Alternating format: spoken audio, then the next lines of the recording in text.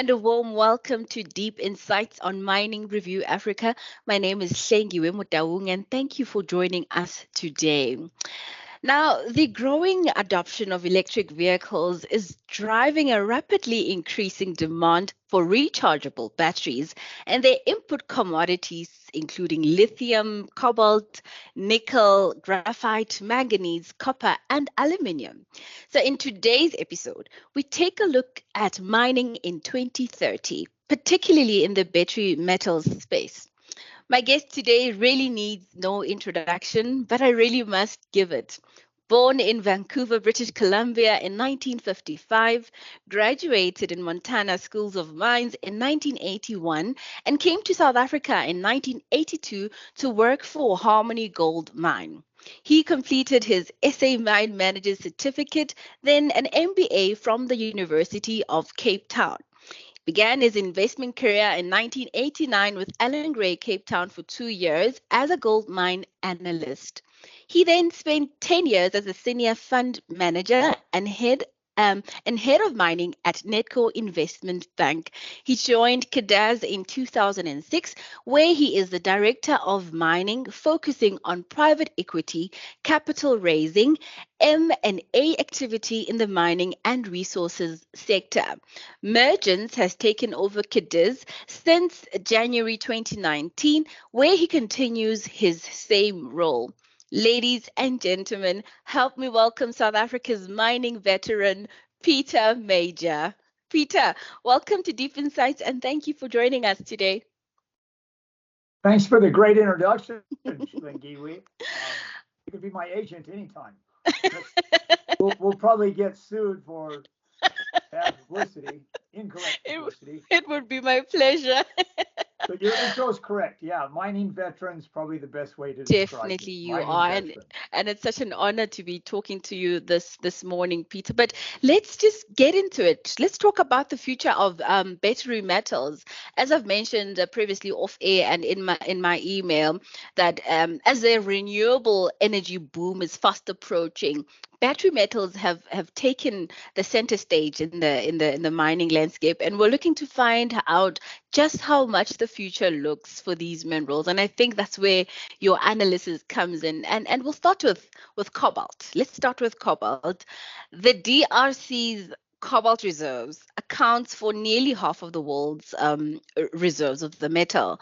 Given the high demand and tight availability, I must say, how does Africa, particularly the DRC, prepare for an upswing like this one for to secure longer term supply?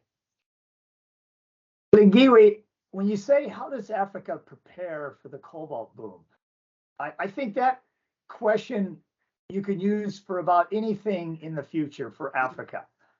How does Africa prepare for investment? How does Africa prepare for moving materials, especially bulk materials like iron, manganese, copper ore? So should Africa be doing anything different because of cobalt demand? Not really. If Africa was just preparing itself for investment, they would already be doing all the right things for cobalt. In other words, they need stable institutions. They need good infrastructure. You know, you need a functioning airport, functioning telecommunications. You really need functioning electricity, highways, and I dare say most of all, you need a functioning railroad. And we realized this back in the 1800s that Africa needed a functioning railroad before we even had electricity invented, before we had telecoms. And a functioning railroad was put in place for most African countries, but we've let it go down. We've let the, what do we call it, the highway, the trucker, the taxi mafia dictate all over Africa. They don't really want a railroad. So yeah, let's go back. What do we do to prepare for the cobalt boom? We've got the cobalt, not just the Congo, but the countries surrounding the Congo, especially Zambia and Angola, and a little bit, you know, Botswana, South Africa. But you're right, DRC alone has 50% of what the world's currently using, and they could go to 70, 80%, or if the world demand doubled. But they couldn't ever double their production because they don't have electricity, they don't have railroad, they don't have decent highways, they don't have decent telecom, financial. So really, if government just tries to make the country more attractive for investment, they'll be doing a great job making it better to increase cobalt production. So in other words, Africa just needs to get infrastructure on par. We just need to get uh, to be attractive to investors. Yeah, we can't improve the big things, Mm, railroad and power and mm, telecoms mm. fast enough. So there's been recent developments, right, towards a slight decline on the average cobalt content in automotive batteries. So this decline, where does it place cobalt in 2025? Are we going to see a Unfortunately, steep one? right now, yeah, right now, the world's furiously trying to reduce the cobalt required, but the production of batteries and autos is going up even faster. So, in Mm, other words, even if they could have the amount of cobalt needed in batteries, they need almost double and triple the batteries in the next 2 or 3 years. So it's almost balancing each other out. mm, mm, But the world is working hard because cobalt is a rare, expensive metal. The world is working hard to find substitutes. And there mm, are some promising metals. Some are mm. well known already, manganese, Yeah, nickel, yeah. but cobalt, right now, the way we're building our lithium ion batteries, Mm, cobalt does such a great job because it's like the governor. mm, It balances out the electricity transfer, the electricity generation. mm, If you didn't have cobalt in your cell phone, they would be blowing up all the time because as soon as mm, the battery charge goes down, bang. And so cobalt's really needed the way our batteries are currently constructed, mm. but they're altering how these batteries are constructed all the time, not just the lithium batteries. Yeah. They're even trying to replace lithium. Mm, So this is how the free market works. You mm, got mm, 220 countries, mm. and when there's a real demand, exceptional demand for one product like cobalt, other countries find out, oh, we also have a little bit of cobalt we can produce. Yeah, And the yeah. recyclers find out, oh, we can recycle more cobalt than we thought we could because the price is going up. And then all Mm, the mad scientists say, oh, we think we can come up with a battery with even less cobalt because the price has gone up. So all these people and ideas and industries are working separately, but it has that kind of smoothing effect. mm. Now, when you talk about lithium, I think I read a study by Metso Autotech. This is a technology company that says that lithium demand has almost doubled as well from 2017 at 255,000 tons to 450,000 tons in 2022. What can we expect on lithium production, and what are the demand projections between now or 2025 to say 2030? Oh, they're definitely for another doubling of demand in less than Mm, 5 years. And then I've seen projections doubling that in another 5 to 10 years. But that's going to be easier than cobalt.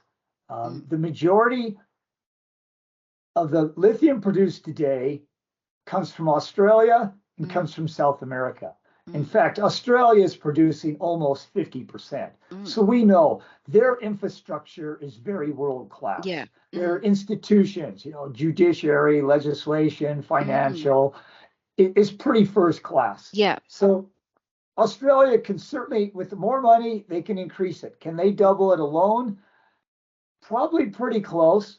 They need a lot of money. But Yeah. when you add Australia with Chile, Bolivia, and Argentina, who's probably another 30-35% of the world, they can definitely benefit Mm, improving their infrastructure, improving their government, and more money. Money solves almost every problem known to mm, man. So mm. there's less problem doubling our lithium Yeah. uh, production in the next 5 years than cobalt.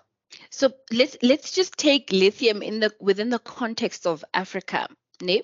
The main sources of lithium globally are the brines and hard rock deposits, right? So production from brines is more economical, while hard rock deposits are somewhat more challenging to process. How can countries like Zimbabwe, rich in hard rock lithium, find ways to maintain sustainable production costs, especially on the beneficiation side? Yeah, Zimbabwe's a very good case in point because Mm, they had a big lithium tin tantalum mine mm, decades ago, and it was always low grade, but it was a huge resource. mm, And Zimbabwe had low costs. Their their labor costs throughout, management. yeah. Zimbabwe was a cheap country and a rich country to live in, Mm, so people were happy to live there and make less money than mm, they would in London, Paris, New York. yeah. So Mm, that's it. Zimbabwe had good weather, good deposit, lots of food, lots of electricity, cheap. Can they have that again? mm, Yes, they can if they really want it, if mm, government really wants it. But we mm. haven't seen many African countries that Strap prove, up for it. yeah, that prove they want to alter their policy and legislation to put Mm, them at the bottom end of the cost curve. mm, And yes, it is hard rock, but most of Australia's lithium is hard rock. mm, The grades are different in Zimbabwe. The type of ore is different, but it can be beneficiated there. But you need good infrastructure. You need good electricity, good transport mm, to beneficiate. mm. So, and they can do it. It's just Yeah. a willingness The by the existing willingness. government. Hmm. Let's move on to manganese. South Africa holds the largest reserves of manganese at 640 million tons. 150 million BEVs a year will be built. Those are battery electric vehicles. They will be built by 2030, with some electric vehicle battery packs weighing up to 500 and 100 kg, of that being manganese, right? But recent studies reveal the detrimental effects associated with manganese, like manganism, for instance. This is a medical condition from Parkinson's disease. So people who work and live around manganese smelters are likely to be exposed to such. So while we fervently journey towards being carbon free and saving the planet, and while South Africa stands a great chance to benefit greatly as a manganese supplier, how do we ensure that the excessive mining of these minerals does not compromise people's health? There's lots of ways to handle that. Mm, The toxicity of manganese comes mainly through when you're breaking it down metallurgically in a furnace, mm, just like lead. yeah. You can mine lead, you can even grind it, mill it, Mm, and it's not that toxic. It's not deadly. But when you put it in a blast furnace and you oxidize it yeah. with heat and coal, that's when the fumes and the debris around there become toxic. A lot of this is understanding it, Shigwe. Now that we understand this, and unfortunately we understand it through a lot of people being damaged, Mm, and South Africa doesn't have nearly the manganese smelters it used to either. mm, Because of our electricity going up and being mm, unreliable, we export most of our manganese in bulk. mm, So there's a lot less people coming down with the disease here. yeah. Now, should we get stable, cheap electricity, should we want to beneficiate it, we'll understand it much better. So the dust control will be much better. Mm, People will wear respirators. mm, Um, all the handling facilities will be watered down mm, and ventilated much better. So that's not too big a problem. Just like dealing with uranium. When yeah. people didn't know how deadly and bad uranium was, they were all exposed to it. Now we can measure it so well, Mm, nobody ever needs to get even a mild dose above mm. what he should. So So that's not dealing the with the problem with health me. and safety aspect, precautions of manganese will put us in a better state. Yeah, there's a lot of metals more dubious, more risky than Mm, manganese. mm, And mm, yes, we produce. You're right. The world produces 50 million tons a year. South mm, Africa produces about 20 million, mm, and most of that is exported in its raw form. So mm, it's not toxic it's not harming people. It's the part in the blast furnaces that we now understand much better. And so that all worker safety can be taken care of there. But also, where do we see manganese in 2030? If you look at how much manganese goes into batteries, I don't even think it's 2% of all the manganese produced. 90% goes in steel. So if battery use doubles, if manganese battery use doubles tomorrow, can we go from 2% to 4%? Yes. The price would only marginally probably go up a few cents per ton because of the battery demand. Okay, that's for a more specialized manganese, but there's no problem producing more manganese. So now, Peter, let's move on to graphite. So as the electric car revolution ramps up, as I've said, so does the need for critical minerals such as graphite, right? And according to a study I went through from Benchmark Mineral Intelligence, there will be a global graphite deficit started this year, and the demand from the battery sector is expected to rise 30%, I think, annually until 2030. Meanwhile, China controls 80%, 84% of the global supply. So how do we get the graphite from China? I mean, China is at least a decade ahead of the West and us in terms of the capability of producing batteries, and it's presumed that they will likely want to keep many of the minerals for themselves.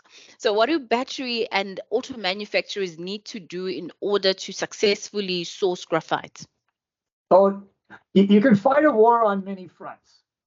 So like we spoke about cobalt earlier, the first thing is you better stay friends with China. Because you're right, China produces the most natural graphite, maybe 60% of world production. And I think it's 80-90% of the synthetic graphite is produced in China. So they have spent billions in decades. They know how to produce it, the best graphite, the cheapest. So you're right, they got a 10-year head start on us. So let's stay friends with China so that we get all we need. Let's, in the meantime, simultaneously in parallel, let's start sourcing it from other deposits. And Africa has lots of good graphite deposits. And we've got a lot of factories and technologies in North America and Europe that are working at starting to make artificial graphite, synthetic graphite. And that's much better. It's more expensive, but it's better than the natural graphite that you have to mine and then beneficiate. So a lot of battery manufacturers are working on doing without graphite. Okay. So it's all these different fronts that are happening simultaneously. And what triggers that is usually the price and availability. And we know as soon as availability gets tight, the price automatically goes up. And that's the warning light and the siren that tells all these other subsidiary ways of getting graphite, hey, speed up your act, find a replacement for graphite. Find another country that produces it. Find somebody else to beneficiate it. Stay friends with China. So basically, the industry is trying to balance itself out with regards to battery metals in terms of what works and what doesn't. Yeah, and I'll tell you, forecasting has never been more difficult. I'm not sure when it was easy to predict the future, but say when man discovered steam engines, 1800, 1790, then he could focus on that. Then man discovered oil or production of commercial oil. Solely focus on that. Yeah, focus on that. And then it was another 40, 50, 60 years before he thought, oh, we can use the gas as well. And how about when we discovered electricity? What? 1880, 1890. All of a sudden we focused on copper. That was the best way of transmitting electricity. So I think the future was a lot easier then. Even nuclear, uranium made nuclear energy. Now you have to focus on so many spheres of the future. Ooh, what kind of battery? Lithium, sodium, calcium, lead acid, vanadium redox. Man, there's so many different batteries. How do we find the metals for each one? How do we improve the efficiency? which one's going to die out? The future's never been harder to predict. To predict. I can imagine. So now let's talk about, this is a bonus question. In your opinion, which African battery metal companies are set for exponential growth towards the renewable energy boom, and why? I didn't prepare for that question before this interview, so I'm pretty embarrassed. And I'm so localized in South Africa that this is where you start. You say, Yeah. gee, do we have any battery companies here? Well, Sibanye will tell you they're focusing on battery metals, and we know ARM and Exaro say they're starting to focus. And hey, if this vanadium iron redox battery, then Kumba is going to say they're focusing on more iron ore for their battery. Yeah. But I know what you're getting at. Yeah, which graphite producers should we be looking at? Which lithium producers should we be looking at? Yes. And I'm biased because I've done a lot of work for a little company called Marula, and it is so small and nimble, and it's getting on the very bottom of the cost curve, buying battery metal deposits like graphite, like copper, and like lithium. And the share is trading at just a few cents. And so, yeah, I'm kind of partial. It's like voting for your brother. Yeah. You should be looking at, but I think it's worth looking at the ones that get the deposits, but make sure the deposit looks economic. So you're going to need an analyst or a geologist to help you choose. The ones that are popular and well known, I think the market's already taken the meat out of them. Okay. And so I don't have good advice here. I hope most fund managers aren't using me to advise which battery metal companies to get. I doubt they are. So for now we'll stick to Marula. Okay, Peter, but we've come to the end of this session. Thank you so much for your time and for sharing such but great insight on the future of battery metals.